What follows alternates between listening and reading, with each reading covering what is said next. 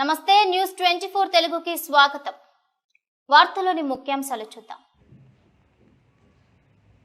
రేపు 7వ తారీఖున జరగబోయే శ్రీ మల్లికార్జున స్వామి వారి కళ్యాణం అత్యంత వైభవంగా జరపాలని నూతన ఆలయ పాలక మండలికి ఆలయ ఈవో ఆలూరి బాలాజీ తెలిపారు.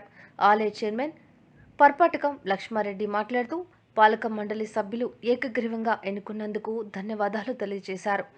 గతంలో జరిగిన ఆలయ అభివృద్ధి కంటే మెరుగైన అభివృద్ధి చేస్తానని తెలిపారు.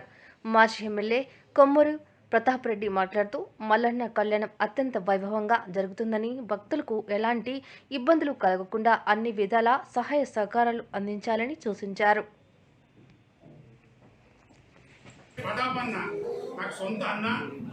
నాకు ఆప్తుడు, అన్ని విధాలా మన ప్రియతమ నాయకుడు, మన ప్రాంతం వాడు ప్రతాపన్న ఆధ్వర్యంలో ఈ పదవిని స్వీకరించడం నాకు గొప్ప చెప్తాము.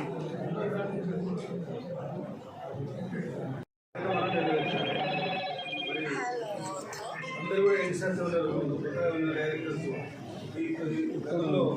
పెద్దలు రాజు గారు కూడా